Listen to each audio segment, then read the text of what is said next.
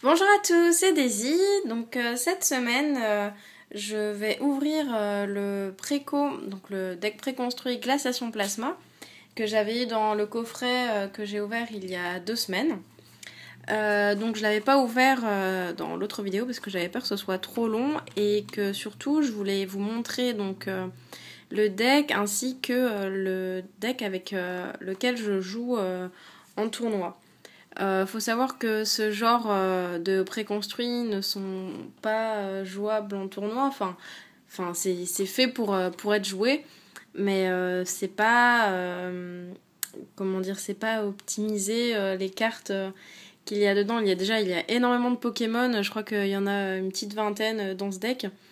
Ouais, il doit y en avoir 20, bien 20 Pokémon et du coup peu de dresseurs et d'objets. Alors que dans les decks jouables en tournoi, on va plutôt trouver une petite quinzaine de Pokémon et beaucoup de traîneurs et dresseurs ainsi que des énergies. En attendant, ce qu'on va avoir dans le deck, donc un deck de 60 cartes.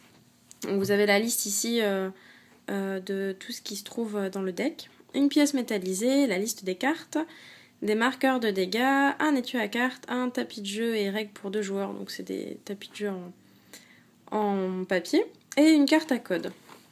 Donc je vais l'ouvrir et on va voir un peu ce qu'il y a rapidement. Je vais essayer de vous donner quelques petites explications sur certaines cartes peut-être. Après, je suis loin d'être une bonne joueuse, donc je pense qu'il doit y avoir des chaînes spécialisées vraiment sur le jeu, plus que la collection, et vous pourrez trouver plus d'informations. Alors, on a une pièce, c'est Deoxys, elle est plutôt jolie, je l'avais jamais vue encore, cette pièce. Donc, orange avec Deoxys. Ah, elle est bien.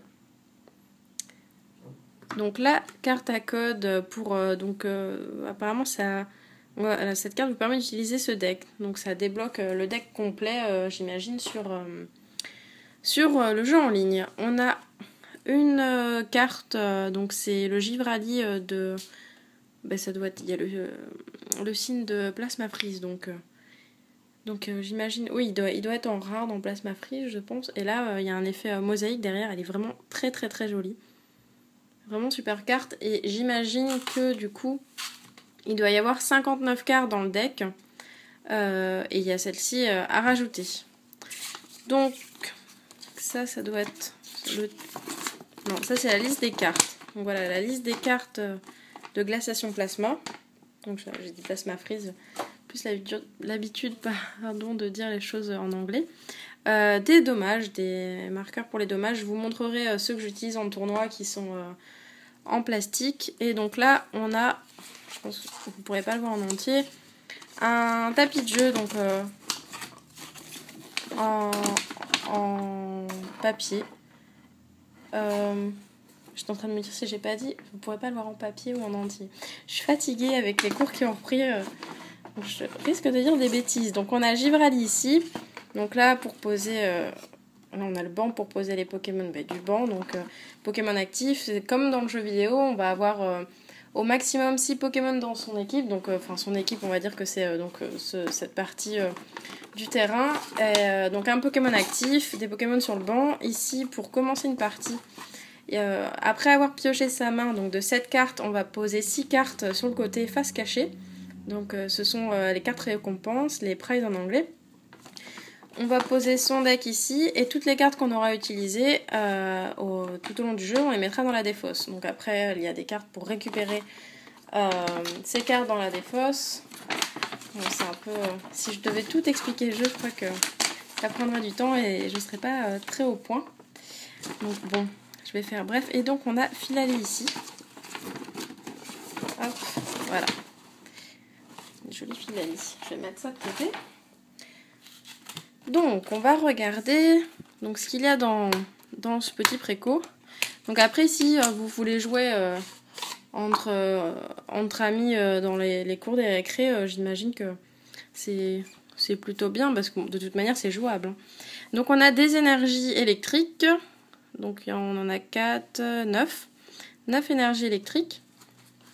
Donc souvent les collectionneurs n'aiment pas les énergies. Et après ça fait un moment, on a eu des énergies dans noir et blanc je pense. Donc quand on achète des boosters on n'aime pas avoir des énergies, mais on est obligé d'avoir des énergies si on veut jouer au jeu de cartes. On ne peut pas faire un deck sans énergie.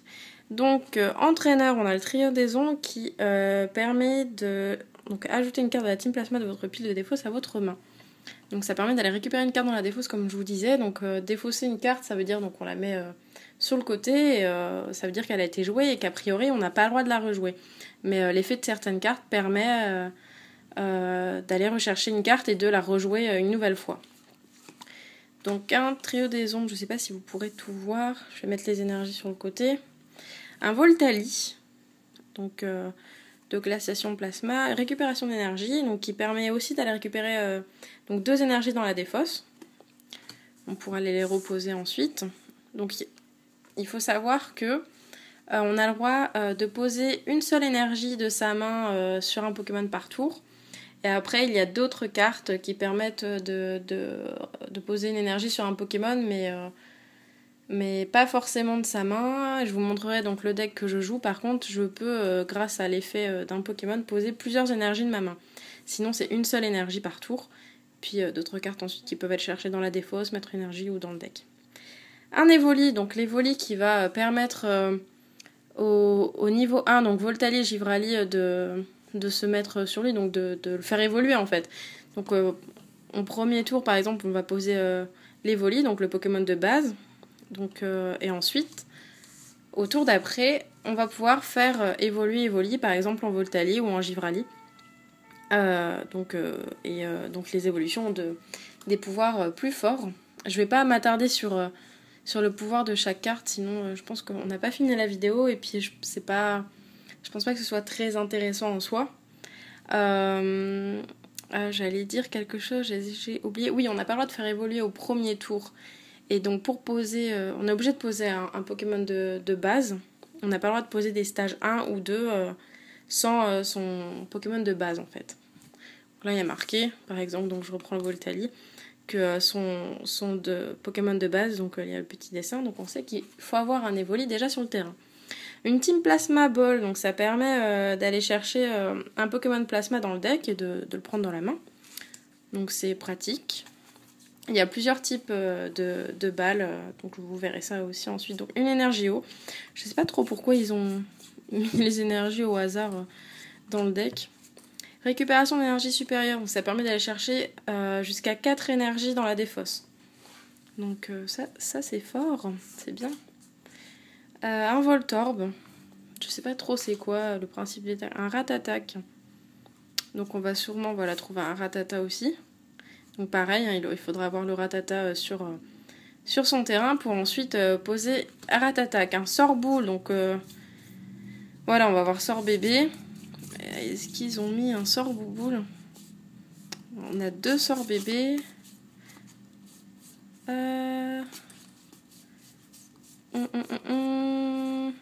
Et un Sort bouboule, qui est une rare de glaciation plasma.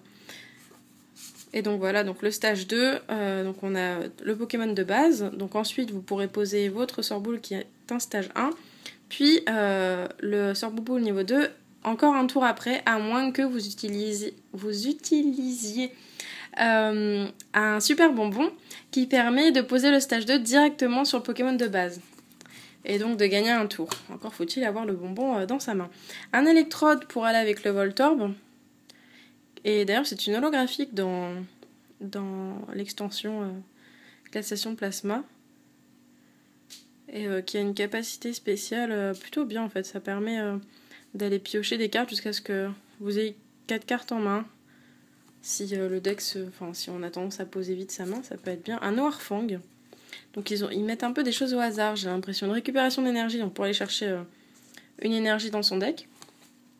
Un Aquali, on n'a pas eu encore d'Aquali. Encore un Evoli. Communication Pokémon, on pose un Pokémon de sa main sur le dessus de son deck et on va chercher un autre Pokémon dans le deck. Et on le prend dans sa main. Ensuite, il faut mélanger son deck.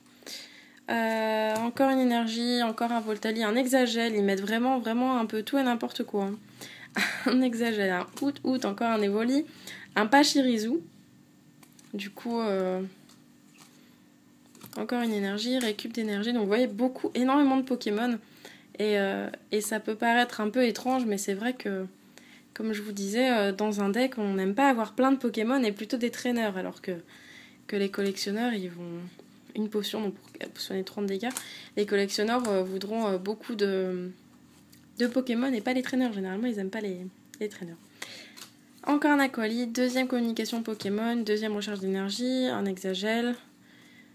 Défausse une carte de la Team Plasma de votre main. Piochez 4 cartes. Un piocheur. Mais il y a mieux comme piocheur quand même que ça. Out sort bébé. Une énergie eau. Encore un Pachirisu, il y a 4 Evoli. Une Team Plasma Ball. Et encore un Pachirisu. Donc bon, c'est un peu brouillon vu comme ça. Mais vous aurez vu... vous allez avoir un premier aperçu... des cartes qu'on peut trouver dans un deck, et je dis ça surtout pour les traîneurs, parce que en soi les traîneurs sont intéressantes à part la potion qu'on va pas utiliser. Il y a la max potion qui sera plus jouée que ça, qui permet de retirer tous les dégâts, mais en contrepartie il faut défausser toutes les énergies qui sont attachées aux Pokémon soignés. Ça non plus, il y a de meilleurs piocheurs, je vais vous montrer ça ensuite. Ça par contre, ça c'est bien. C'est pareil, vous verrez ça dans mon deck. Ça je n'en joue pas parce que je ne joue pas de Pokémon de la Team Plasma. Mais il y a beaucoup de decks qui utilisent cette balle pour aller chercher directement un Pokémon. Donc ça c'est bien parce qu'il y a d'autres balles qui permettent d'aller chercher n'importe quel Pokémon. Mais il faut défausser. Donc jeter 2 cartes de sa main. On n'a pas forcément envie de jeter les cartes de sa main. Et recharge d'énergie aussi qui peut être jouée. Je suis déjà à 12 minutes donc je vais ranger ça. Donc je voulais voir un peu ce qu'il y avait dans ce deck-là avec vous, mais en soi, c'est vrai que ce sera pas un deck, disons, fiable. Enfin, pas fiable, mais il sera joué en tournoi, il aura du mal à battre les autres decks qui vont être beaucoup plus forts, avec des Pokémon X qui ont des super pouvoirs. Du coup, c'est vrai que ça fait pas le poids. Donc ça, c'est ma boîte où je range. J'ai trouvé cette boîte à une braderie dans le nord de la France. J'étais très contente, elle vient du Japon. Il y avait un enfant qui me l'a vendue pour rien du tout. Et qui me disait qu'il l'avait eu donc au Japon. Donc à l'intérieur, j'ai mon deck avec une deckbox d'Arumaron. Elle est rigolote, que j'avais gagné à un tournoi. Donc ça c'est mes marqueurs de dégâts. Donc on peut marquer les dégâts avec des dés. Donc j'ai un dé pour choisir qui commence au début. Sinon j'ai des petits marqueurs comme ça.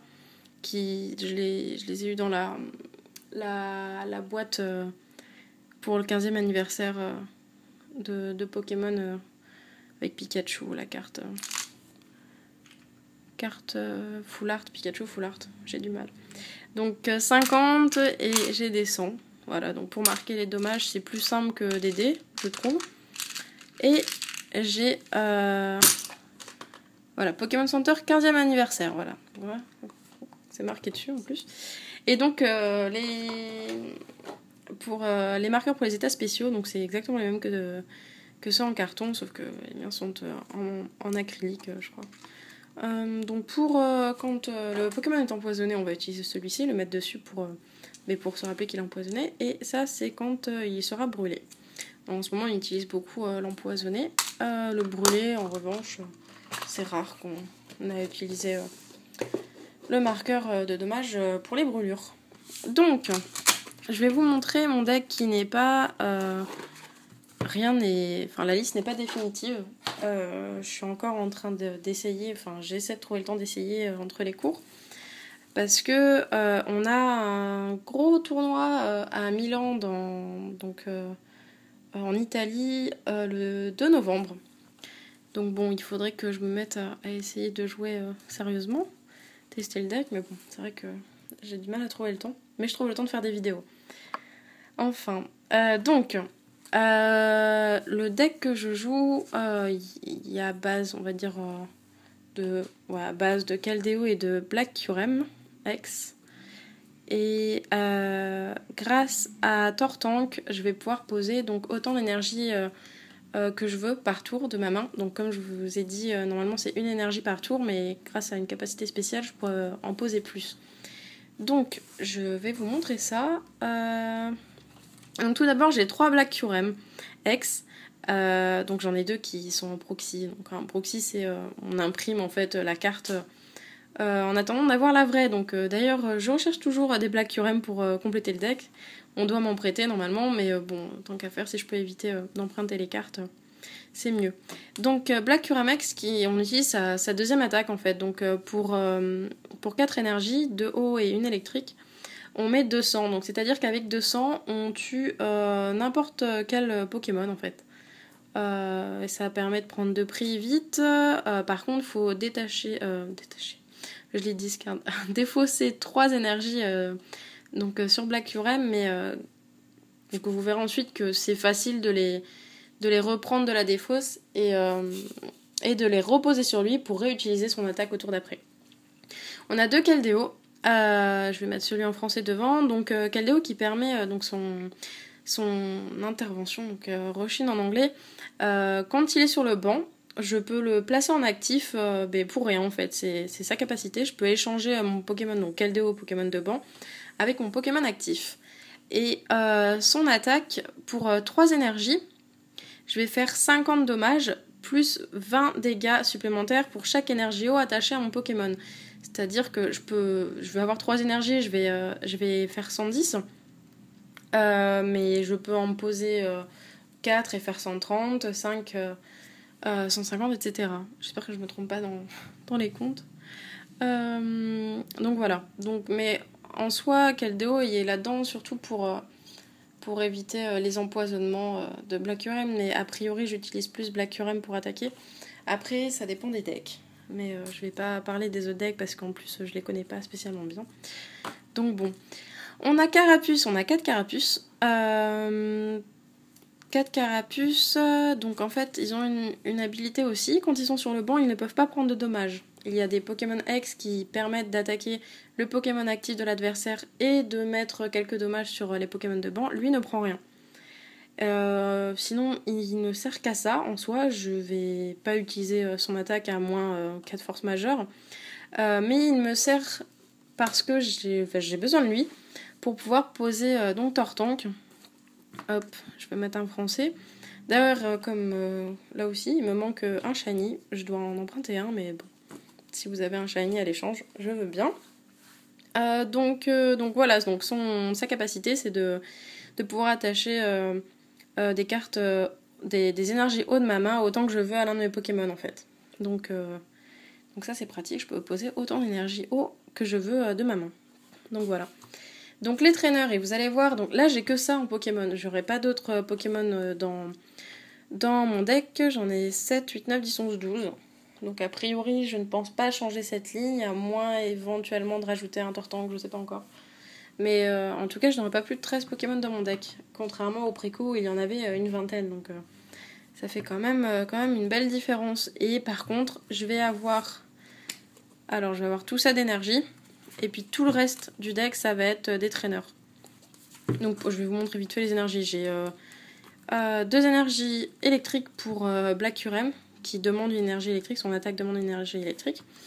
Puis j'ai 10 énergies eau. Il y en a qui brillent, il y en a d'autres non. Je dois recevoir des brillantes. J'espère vite. Surtout celle-là est très jolie. Je vous montre les choses que je trouve... Les énergies qui brillent que je trouve jolies. Donc oui, des énergies eau. Ça paraît pas énorme, mais en soi, les decks ont à peu près entre 8 et 14 énergies. Et là, j'ai des cartes, donc vous verrez après, qui me permettent d'aller chercher, donc comme en fait les récupérations d'énergie que vous avez vu dans le préco, qui me permettent d'aller rechercher les énergies dans la défausse pour ensuite les poser sur mes Pokémon grâce à Tortank. Donc entraîneur. Je vais avoir 2 Colress, donc ils sont en anglais. Donc son effet, je vais vous le dire, je mélange ma main dans le deck, donc dans le jeu qu'on utilise. Puis ensuite, je pioche un nombre de cartes égal au nombre de Pokémon sur les bancs. Mon banc à moi et celui de l'adversaire. Donc admettons, mon adversaire a 4 Pokémon sur le banc et moi j'en ai 3 sur le mien, je vais piocher cette carte. Donc voilà. Donc c'est mauvais en début de partie, car généralement en début de partie on n'a pas énormément de Pokémon sur le banc, mais ensuite ça peut être très bien, parce que beaucoup de decks en ce moment jouent beaucoup de Pokémon et on se retrouve tous avec énormément de Pokémon sur le banc, donc on peut piocher jusqu'à 10 cartes. Ce qui est très bien. 3N, pareil, je vais mélanger ma main avec mon deck et je vais piocher une carte pour chaque récompense qu'il me reste. Donc ça, au contraire, à l'inverse de Colress, donc de Nikolai, c'est bien en début de partie, car on a 6 récompenses en début de partie. À la fin de la partie, quand il reste une ou deux récompenses, on va piocher qu'une carte. Donc c'est très handicapant en fin de partie. Ensuite, on a 4 Carolina. Donc Carolina qui permet d'aller chercher une carte dresseur dans mon deck, n'importe laquelle, je la montre à mon adversaire, puis je l'ajoute à ma main, et ensuite toujours mélanger son deck après avoir remis des cartes dans le deck. Et 3 Ketelaria, donc elles sont toutes en anglais. Pareil, il me manque donc 2 professeurs Ketelaria en full art. Pour l'instant j'ai 2 profs Pokémon, donc elles sont super jolies aussi, mais j'aimerais bien avoir les 3 en full art. Donc s'il y en a qui en ont. Donc Juniper, donc Ketelaria, elle, on défausse sa main et on pioche cette carte ensuite. Donc c'est très bien de piocher cette carte, mais il faut défausser. Donc c'est un inconvénient, mais bon, généralement on s'arrange pour la jouer quand on a peu de cartes à défausser ou des énergies que je sais que je peux aller récupérer ensuite. Une recherche énergie qu'on a déjà vu dans le préco, donc qui permet d'aller chercher une énergie dans le deck. C'est surtout pour les énergies donc électriques. Je vais devoir poser dessus. 2 arrache-outils. Donc, qui me permet d'enlever 2 cartes outils attachées au Pokémon de mon adversaire. Donc, pas forcément. On peut mettre qu'un seul objet par Pokémon. Sauf si y a un nouveau Pokémon qui dit comme quoi on peut lui attacher plusieurs objets. Sinon c'est un objet par Pokémon. Et par contre si l'adversaire a par exemple un seul outil d'attacher, donc un seul objet attaché à un de ses Pokémon, je suis obligée de défausser chez moi. Sauf que je ne joue pas d'objet, mais je ne peux pas le jouer si il n'y a aucun objet en jeu. C'est juste qu'il y a 2 objets, mais il faut au moins que mon adversaire ait un objet attaché à l'un de ses Pokémon. Je sais pas, j'espère que c'est à peu près clair ce que je raconte. Je sais que cette vidéo n'intéressera pas tout le monde parce que c'est surtout des collectionneurs et qui aiment regarder les ouvertures de cartes sur YouTube. Donc là, ça change un peu, mais il y en a certains d'entre vous qui m'ont demandé de montrer un peu ce que je jouais et à quoi ressemblait mon deck, etc. Donc je me suis dit, je vais faire là, et puis ça me fait plaisir aussi de vous faire partager le jeu que je joue. Donc j'espère que ça vous plaira quand même cette vidéo. Donc au niveau des balles, donc comme je disais, il y en a plusieurs. Donc vous avez vu la Plasma Ball, Team Plasma Ball. Là j'ai une Niveau Ball qui me permet d'aller chercher un Pokémon jusqu'à 90 PV dans mon deck. Donc ça sert pour aller chercher Carapuce. Je suis obligée d'avoir des Carapuces en jeu si je veux pouvoir jouer Tortank et si je veux pouvoir jouer Black Kyurem. Donc en gros, si je n'ai pas de Carapuce au début, je ne peux pas jouer mon deck. Il m'est arrivé une fois d'avoir 3 Carapuces en récompense. Je n'ai absolument rien pu faire. Donc bon, il faut avoir un peu de chance. De toute manière, les jeux de cartes, il y a forcément de la chance. Une Mass Ball qui me permet d'aller chercher n'importe quel Pokémon avec un coup de retraite de 3 ou plus. Donc ça me sert pour Black Kyurem, mais surtout Tortank. Car après Carapuce, j'ai absolument besoin de Tortank pour pouvoir jouer correctement. Sinon, je pose une énergie par tour à la main. Ouais. C'est pas évident. Donc 3 Hyper Balls. Avec une belle shiny, et j'en recherche encore 2. Donc je vais mettre la française devant. Donc je défausse 2 cartes de ma main et je vais chercher n'importe quel Pokémon cette fois-ci. Donc on ne fait pas attention au coup de retraite ni au niveau du Pokémon, n'importe lequel. 3 attrape Pokémon qui me permettent d'attraper un Pokémon de banc de mon adversaire et de le placer en actif. Ça me permet de choisir qui est-ce que je veux attaquer et éventuellement tuer. À savoir qu'il va y avoir un errata sur cette carte le 8 novembre. Et il faudra à partir du 8 novembre, lancer un dé. Et si on fait face, on pourra attraper le Pokémon de l'adversaire. Donc ça va changer pas mal de choses, j'imagine. On trouvera moins de catcheurs, donc d'attrape Pokémon dans les decks. Faut voir comment les decks vont tourner ensuite après ça. 4 super bonbons, donc j'en cherche aussi des shiny, s'il y en a qui en ont ou qui ont ouvert du Plasma Blast en anglais. Donc 4 super bonbons, donc comme je vous disais, ça me permet de faire évoluer mon Carapuce en Tortank directement sans passer par Carabaf. Donc vous aurez remarqué que je ne joue pas de Carabaf parce que Carabaf, il peut se faire tuer sur le banc, et contrairement à Carapuce, et puis il se fait attraper, il a que 80 PV, donc c'est facile de le tuer. Ensuite, donc les récupérations d'énergie. Donc ça c'est pareil, je ne sais pas trop encore combien je vais en mettre. Pour l'instant, j'ai une récupération d'énergie qui me permet d'aller chercher 2 énergies dans ma défausse. Et 4 récupérations d'énergie supérieure qui me permet d'aller chercher 4 énergies dans ma défausse. Mais je dois défausser 2 cartes. Donc je sais pas encore si je vais faire 4-1 ou 3-2, mais en 3-2 ça me paraissait pas assez au niveau des énergies. Une recherche informatique. Toujours je défausse 2 cartes, mais je vais chercher n'importe quelle carte dans mon deck. Une trainer, un Pokémon, une énergie, n'importe quoi. Donc c'est génial. Je vais prendre ce que je veux, en contrepartie défausser 2 cartes, mais enfin, c'est pas cher payé pour aller chercher ce qu'on veut. Et pour terminer, 3 plages tropicales, donc je n'en ai aucune, hein. C'est des cartes qui valent très cher, surtout en ce moment, les prix s'envolent. Donc plage tropicale, donc en fait c'est un stade, donc on va le poser comme ça au milieu du terrain de jeu, entre l'adversaire et donc moi si je joue. Et en fin de tour, si je décide de ne pas attaquer, je peux utiliser donc l'effet du stade et piocher des cartes jusqu'à ce que j'en ai 7 en main. Donc c'est très bien en début de partie où je vais pas attaquer, je vais vouloir poser mes Tortank pour ensuite pouvoir charger Black Urem. Donc c'est super en début de partie surtout, et même à la fin quand il peut y avoir des revirements de situation, et ça peut toujours servir. Puis aussi pour contrer les stades adverses. Beaucoup de gens jouent le stade pour empoisonner et mettre plus de dommages avec donc Virbank City, l'arène d'onde sur mer, il me semble en français, avec les lasers, donc les pistolets pour empoisonner. Et c'est bien d'avoir son stade à soi pour contrer celui de l'adversaire. Car oui, ce que je dis pas, c'est qu'on a le droit à un seul stade sur le terrain. Voilà, donc on est déjà à 27 minutes et je voulais quand même... je vais essayer de terminer rapidement. Je voulais vous montrer mes cartes à l'échange. J'ai déjà échangé, vendu pas mal de choses. Rapidement, donc je vous les montre dans le classeur. Donc j'ai toujours le Démétéros ex Full Art en français. J'ai un Lugia Full Art que j'ai reçu aujourd'hui d'un youtubeur. Elle est vraiment jolie, mais en français, donc moi je l'avais en anglais dans ma collecte. J'ai un Cresselia ex Full Art en anglais, Registil ex Full Art en anglais.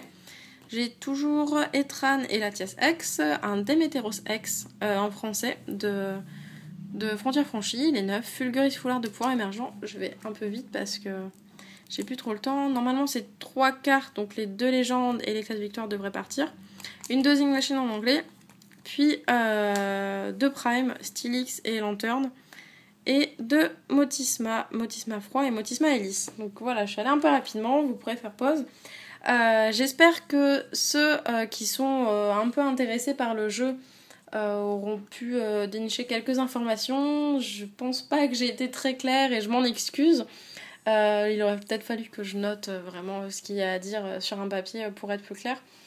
En revanche, si vous voulez trouver des informations sur le jeu, vous avez toujours le site Pokécardex où il y a plein de topics et il y aura toujours quelqu'un pour vous aider si vous commencez le jeu.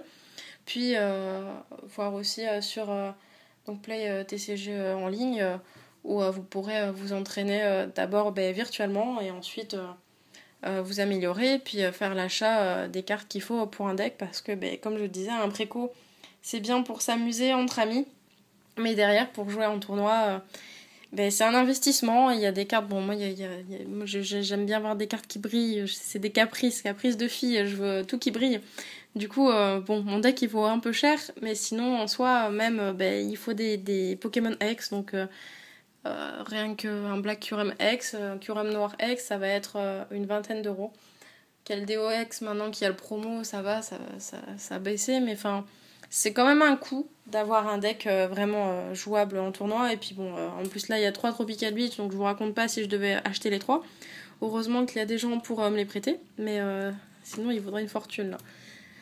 Enfin, donc voilà, donc j'espère que pour ceux qui sont intéressés, cette vidéo vous aura peut-être un peu servi et qu'elle vous aura plu.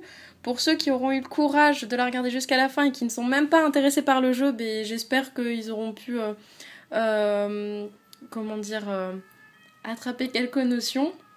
Je sais pas si ça se dit trop en français, mais vu que je fais des études d'anglais, quelquefois je mélange les termes, ça fait un peu bizarre, mais en gros, que peut-être que ça vous aura donné envie de jouer, ou en tout cas d'essayer, et de vous intéresser un peu plus au jeu et voir un autre aspect que juste la collection. Donc voilà, je vais pas continuer plus longtemps, on est déjà à 31 minutes. La semaine prochaine, je ne sais pas ce que je mettrai. J'ai bien envie d'ouvrir la Shiny Collection, elle est toujours dans ma chambre et j'ai hâte de voir les full art que j'aurai. Donc pourquoi pas ça, on verra. Et donc ben voilà. Je vous souhaite une bonne semaine et puis je vous dis comme d'habitude à la semaine prochaine. Plein de bisous.